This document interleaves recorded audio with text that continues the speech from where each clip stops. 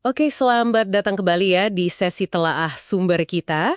Hari ini kita mau fokus ke bab 10 dari buku The Art of Thinking Clearly. Hmm. Judulnya ini loh menarik banget. Leave your supermodel friends at home. Iya iya. Yang soal efek kontras itu kan? Betul sekali. Intinya ya soal gimana perbandingan itu bisa mengelabui penilaian kita. Hmm. Seringnya tanpa sadar lagi. Iya banget. Nah, tujuan kita kali ini, kita bedah deh jebakan berpikir ini supaya Anda nanti bisa lebih, lebih jernih gitu ambil keputusannya. Bener. Poin utamanya kan kita ini jarang banget menilai sesuatu secara absolut ya. Iya. Terisolasi gitu. Maksudnya? Ya, konteks perbandingannya itu loh. Mhm. Apa yang ada di sebelahnya, apa yang baru kita lihat. Mhm. Itu ngaruh banget ke cara kita mandang nilai, atau keindahan, atau ukuran. Kadang efeknya gede banget.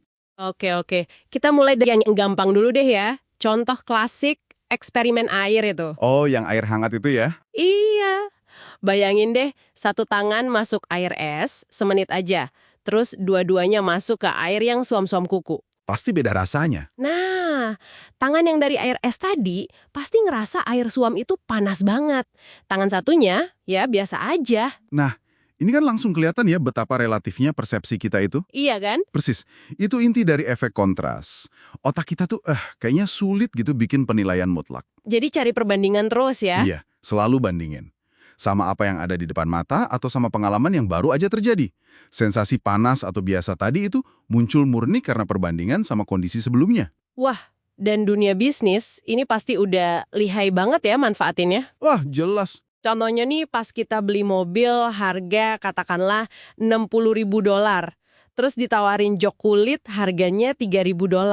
Rasanya jadi murah ya. Nah, jadi kayak cuma $3.000 dibanding $60.000. Padahal kalau dipikir-pikir $3.000 ya lumayan loh. Banget.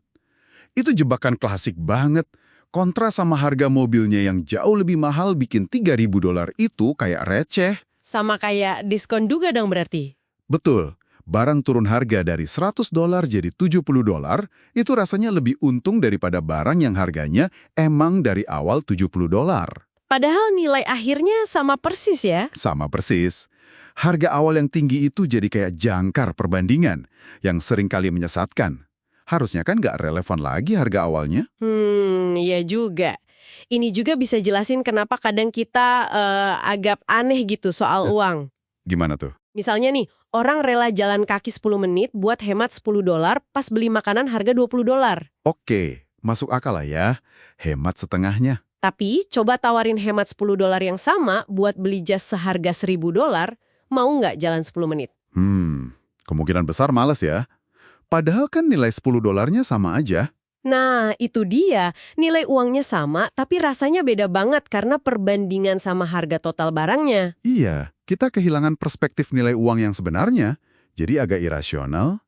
Sama kayak di pasar saham juga gitu. Oh ya? Contohnya? Anggapan kalau harga saham itu murah, cuma gara-gara udah turun katakanlah 50% dari puncaknya, itu bisa keliru banget. Kenapa keliru? Ya, karena yang penting kan bukan perbandingannya sama harga tertinggi dulu, tapi gimana potensi kinerjanya ke depan. Bisa aja masih akan turun lagi kan? Bener juga. Oke, ada aspek lain nih yang menurut saya menarik banget. Apa tuh? Kita tuh peka banget sama kontras yang tiba-tiba. Kayak suara tembakan. Langsung kaget. Iya, jelas. Tapi, kita sering banget abai sama perubahan yang kecil, pelan-pelan, bertahap. Contohnya? Kayak pesulap gitu, yang bisa ambil jam tangan kita tanpa kita sadar. Atau inflasi deh, yang pelan-pelan gerogotin nilai uang kita. Nggak terasa, tahu-tahu udah berkurang aja nilainya. Betul. Perubahan yang gradual gitu kurang menciptakan kontras yang tajam. Jadi sering luput dari radar kita. Nggak jedar gitu ya efeknya. Iya, dan ini efeknya bisa sampai ke pilihan hidup yang penting loh. Serius? Kayak gimana? Misalnya nih, menilai calon pasangan. Seseorang yang mungkin kualitasnya biasa aja, bisa kelihatan luar biasa menarik cuma karena dibandingin sama katakanlah mantan pasangannya yang kelakuannya buruk. Oh, jadi kontras sama yang buruk bikin dia kelihatan bagus banget ya? Bisa jadi begitu. Atau dibandingin sama lingkungan keluarga yang mungkin negatif. Kontras ini bisa mengaburkan penilaian kita soal kualitas asli orang itu. Wah, ini dalam juga ya efeknya. Nah, ini nyambung nih ke contoh paling provokatif di bab ini. Yang soal teman supermodel itu. Iya, saran buat nggak pergi bareng teman yang supermodel kalau lagi cari pasangan, kenapa coba? Hahaha, ya karena itu tadi, paparan terus-menerus sama standar kecantikan yang, katakanlah, ekstrim kayak di iklan atau media sosial, itu bisa bikin orang yang sebenarnya secara objektif menarik jadi kelihatan biasa aja. Cuma gara-gara ada pembanding yang wow banget di sebelahnya ya? Betul. Jadi secara strategis nih, kata buku ini, kalau Anda mau kelihatan lebih menarik di situasi sosial tertentu, mungkin lebih oke pergi sendiri. Atau ya, maaf nih sama temen yang penampilannya mungkin nggak semencolok itu. Aduh, Ini bukan soal merendahkan teman ya, tapi murni soal gimana mekanisme efek kontras ini bekerja dalam persepsi sosial. Orang tuh otomatis bandingin Anda sama orang terdekat di sekitar Anda. oke, paham. Jadi, kesimpulan pentingnya apa nih dari semua obrolan kita, buat pendengar juga? Intinya sih, kita perlu lebih waspada. Waspada gimana kontras itu bisa, tanpa kita sadari, memanipulasi persepsi kita. Baik itu soal harga, nilai barang, atau bahkan daya tarik seseorang ya? Ya, semuanya. Jadi coba deh nilai sesuatu itu berdasarkan kualitas intrinsiknya sebisa mungkin. Bukan cuma karena perbandingannya sama hal lain. Yang mungkin kebetulan ada di sebelahnya atau baru aja kita alami. Nah, itu dia. Bias ini tuh ada di mana-mana soalnya. Mulai dari cara toko kasih diskon sampai cara kita tanpa sadar nilai orang lain. Jadi kesadaran itu kunci ya, langkah pertama. Betul. Sadar dulu kalau ada efek ini. Baru kita bisa mulai usaha buat bikin penilaian yang lebih jernih, lebih objektif. Nggak gampang kena pengaruh perbandingan. Yang mungkin sengaja disodorin atau ya kebetulan aja ada. Iya. Kalau kita tarik benang merahnya, mengenali bias ini tuh bantu kita jadi konsumen, jadi pengambil keputusan yang lebih cerdas lah.